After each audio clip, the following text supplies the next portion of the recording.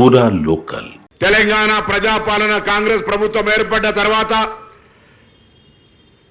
Ring road లోపల ఉన్నటువంటి ప్రాంతాన్ని అంతా కూడా ఒక యూనిట్గా చేసుకొని అన్ని రకాల ఇంక్లూజివ్ గ్రోత్ తోటి సమగ్ర అభివృద్ధి జరగాలి, అందులో ప్రజలకు ట్రాఫిక్ ఇబ్బందులు ఉండొద్దు అనే ఆలోచనతోటి పబ్లిక్ ట్రాన్స్పోర్ట్ సిస్టాన్ని పెంచి ఢిల్లీ ఏ విధంగా అయితే పొల్యూషన్ బారిన పడ్డదో అటువంటి పరిస్థితి హైదరాబాద్ లో రాకుండా పబ్లిక్ ట్రాన్స్పోర్ట్ సిస్టమ్ను ఎంకరేజ్ చేయాలని ఎలక్ట్రిక్ బస్సులను ఆధారం చేసుకొని త్వరలోనే 2800 బస్సుల్ని హైదరాబాద్ తీసుకొచ్చేటువంటి అంశం కానీ, హైదరాబాద్ లో ఉన్నటువంటి పొల్యూషన్ కారణమవుతున్నటువంటి ఆటోల స్థానంలో కూడా ఈవీ, సిఎన్జి, ఎల్పిజి ఆటోలను వితిన్ RRR లోపల ఇచ్చి రింగ్ రోడ్ లోపల ఇచ్చి మరి ఈరోజు ఒక పొల్యూషన్ రహితమైనటువంటి హైదరాబాద్ ఉండాలనే ఆలోచనతోటి ట్రాన్స్పోర్టేషన్ కూడా ప్రతి ఒక్కరూ సొంత వాహనాలనే కాకుండా ప్రజలకు కన్వీనియన్స్ గా ఉండాలంటే పబ్లిక్ ట్రాన్స్పోర్ట్ సిస్టమ్ ఉండాలని అటు మెట్రో విస్తరణ కానీ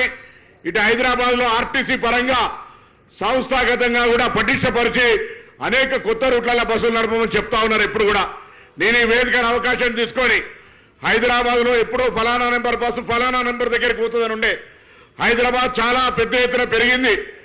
ఎక్కడైనా కాలనీలకు సంబంధించి ఎక్కడైనా బస్సు ప్రయాణం చేసుకొని ఒక గుంపుగా వివిధ ప్రాంతాలకు పోవాలనుకునే వాళ్ళ దగ్గర నుంచి మీ ప్రాంతంలో మాకు బస్సు వేస్తే మా ప్రాంతంలో ఈ 2 వీలర్ 4 వీలర్ వాడకం కంటే పబ్లిక్ ట్రాన్స్పోర్ట్ వాడతాం అనుకునే వాళ్ళందరూ కూడా దయచేసి మీకు దగ్గరలో ఉన్నటువంటి ఏ ప్రభుత్వ అధికారికైనా రిప్రజెంటేషన్ ఇవ్వండి.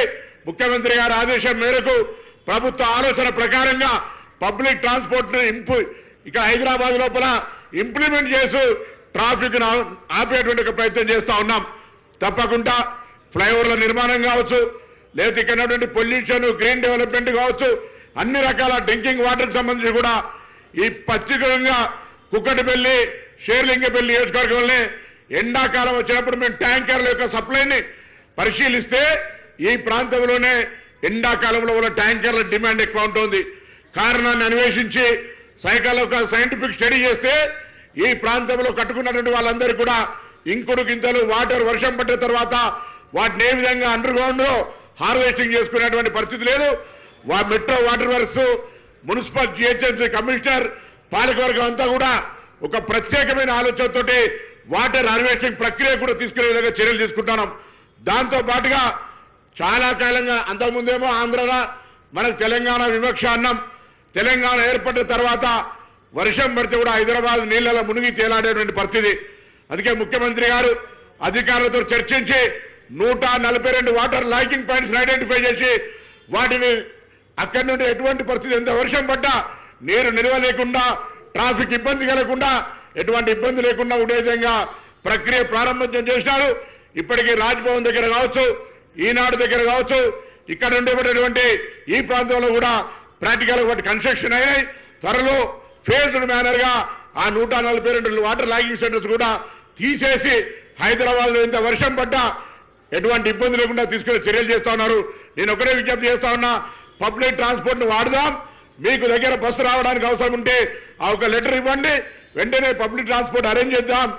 ట్రాఫిక్ నియంత్రించుకోవడానికి ఇదొక మార్గంగా మీ అందరూ కూడా విజ్ఞప్తి చేస్తూ ఈ అవకాశం ఫ్లైఓవర్ల ద్వారా కూడా ట్రాఫిక్ నియంత్రించుకునేటువంటి విధంగా త్వరితగతిన మన గమ్యానికి చేరుకునే అవకాశం ఉంటుందని మనం చేస్తూ ఈ ఫ్లైఓవర్ ను ప్రారంభించిన ముఖ్యమంత్రి గారికి, అదేవిధంగా కీర్తిశేషులు పీజేఆర్ గారు ఎంత నియోజకవర్గానికి ఒక ఎమ్మెల్యే 5 సార్లు అటువంటి నాయకులను పేరు పెట్టినందుకు మరొకసారి హృదయపూర్వకంగా ధన్యవాదాలు చెప్తూ సెలవు తీసుకుంటా ఉన్నాను.